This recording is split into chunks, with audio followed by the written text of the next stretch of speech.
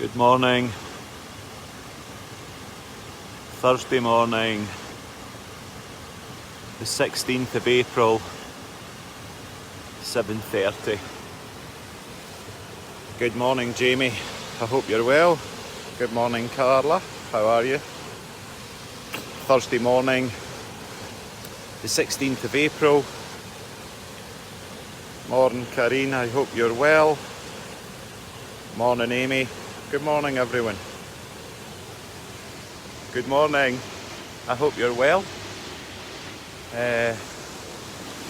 So, this morning's vlog is fear of change and broken bonding.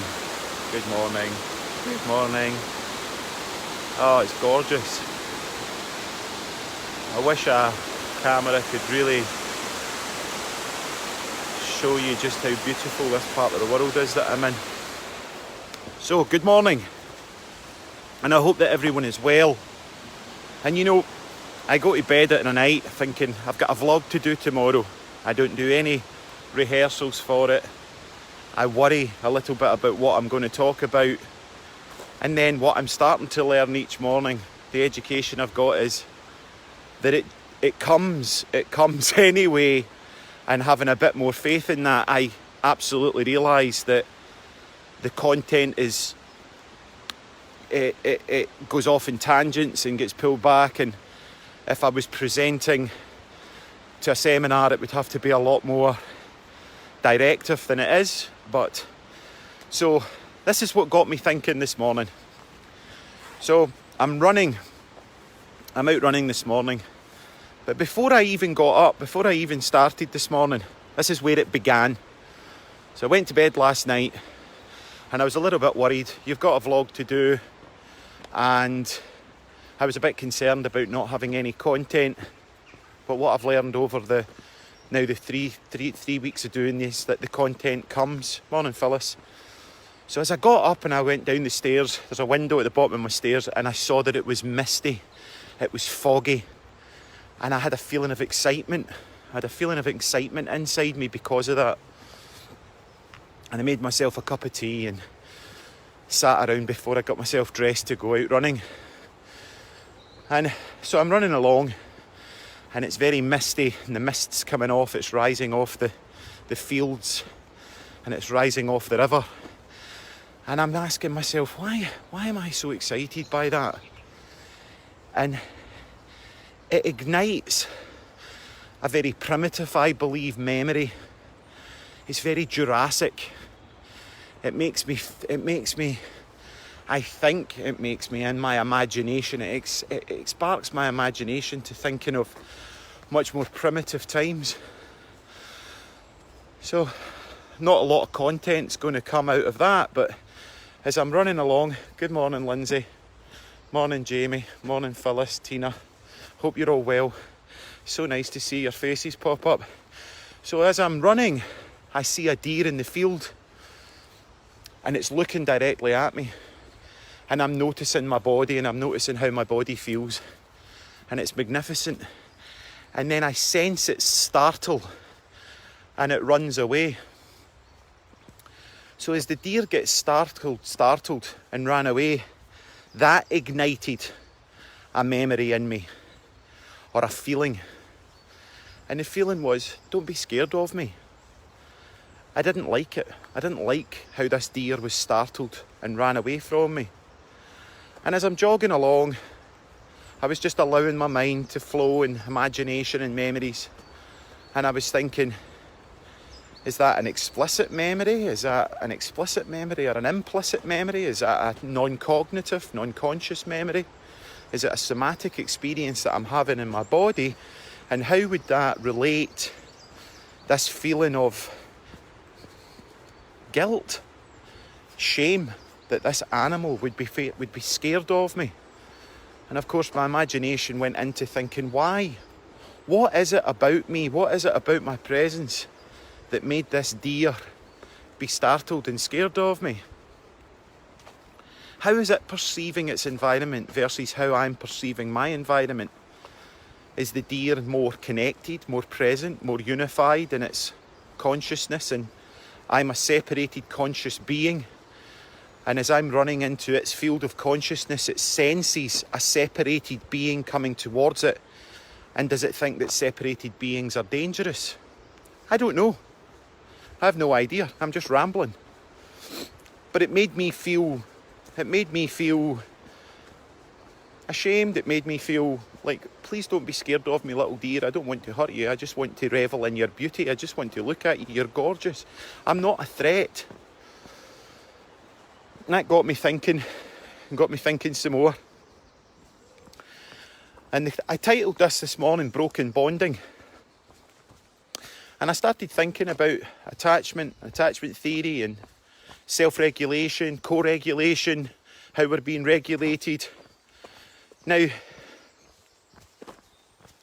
the difficulty that many therapists have, and difficulty I have, is that when I'm working with trauma, a lot of the trauma that I'm working with is an implicit memory, which means that it's a memory that was forged somewhere between, I don't know,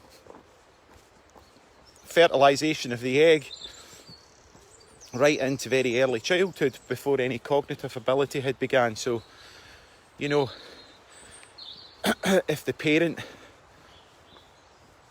had a fright or was going through stress, those stress hormones would pass the blood-brain barrier of the uterus, and the child would experience in that, and that would have an effect on the child. Now, why am I talking about that? What relevance does that have to what's going on right now in the world? Well, yet again, there was a great message from a girl, Jackie, last night. It's on my Facebook wall, and Jackie had wrote that she's counting the days for this to be over. We have become attached, either positively or negatively, to a world which is no longer there. We have used this external environment to soothe us. What do I mean by that? So, in order for efficient attachment to occur between a mother and a child, there has to be a degree of regulation, self-soothing, where a mother would sing lullabies, skin-to-skin contact, where the mother would have skin-to-skin contact with the child, where there would be lullabies, there would be connection, there would be an attunement, there would be an attachment. And then we work with the child to begin the process of self-regulation. Now, if you think back to certainly my mother and father's era, when my mother and father were born, and you look at the understanding that the medical profession had then, when a mother was going into labour, they would fill her full of drugs. Yep. The child would be born. They were told not to touch the child. Yep. And they were also told that breastfeeding was not sterile. Wow. Look at those three components of our family history. Now we're learning the understanding that the medical profession had back then. Now I'm look at the understanding that we have now about how to function in this world. And I think that most of you would agree that our understanding, our current understanding and past understanding of how to be in this world is not acceptable, really. Right? So the child comes out, is born, and it has to be soothed. So now we are adults and we're in a world, and we've used our external world to regulate us. We've used materialism, we've used drugs, we've used alcohol, we've used sex, we've used gambling, we've used, look at the plastic surgery industry. It's worth billions, okay? Because what we're trying to do is we're trying to feel better about ourselves because we do not have a secure attachment with ourselves. So the world, all of a sudden, has abandoned us, okay? The world, like our parents, the government, we've projected our parents onto them, they look after us. The government is supposed to look after us. And the government just turned off the world. So the world has abandoned us. The world is just shut down. It's like mum or dad forgetting to pick us up at school. It's not there any longer. And all the behaviours, people, places and things, whether positive or negative, the brain doesn't know the difference between what's positive and negative as long as it's familiar, and that gives us an illusionary sense that we are attached. We have attachment. So the world stopped, and I'm counting down the days for the world to reopen. Cannot wait. It's almost like people are waiting at the beginning line of a marathon. The adrenaline is up and they are getting ready to run towards the world when it opens up and indulge themselves in every behaviour possible that they used to do consciously or unconsciously in order to regulate, self-regulate, soothe the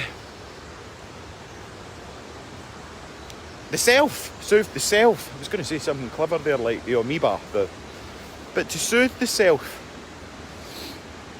But what would happen if the things that were there to soothe us in the past were no longer there? Now, that's me being really, being a wee bit fanatical there, but, McDonald's is never going to open its doors again. Don't think that's going to happen.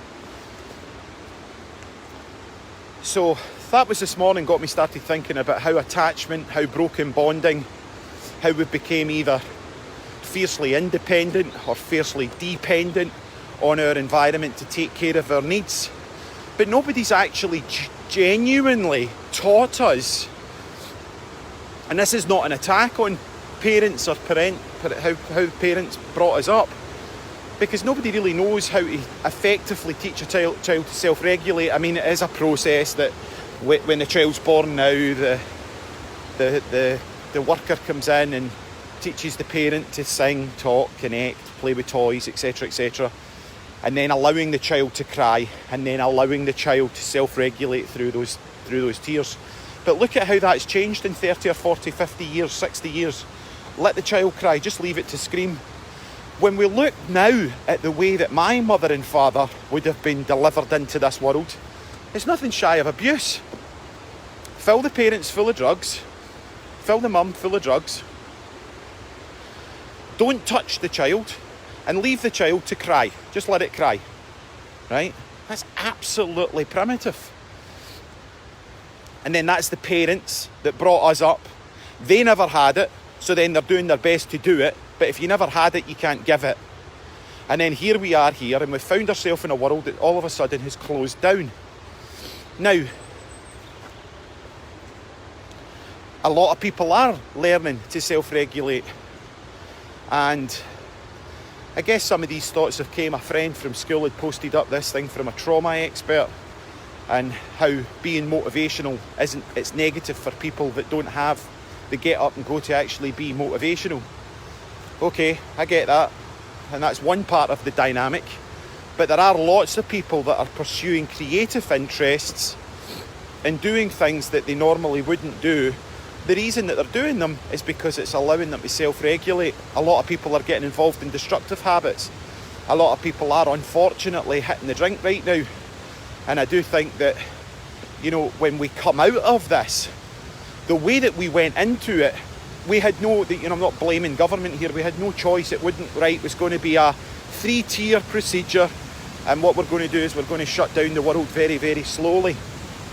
It didn't happen like that. They just had to pull the plug. And all of us, it's some either explicit or implicit memory that was evoked through that, has left us standing at the school gate and feeling abandoned. All the things that we used to do to keep us safe and regulate us have been taken away. And what we're all thinking about doing is, I cannot wait for this to be over, and I am going to hit Glasgow like a bull in a china shop and just spend, buy, eat until I explode. Now, if what we've learned through caregiving and child development, if there is any sense in what I'm saying, maybe there isn't. Maybe I'm just completely and utterly off my trolley. But the world's shut down, we feel abandoned. The support network and the things that used to regulate are no longer there.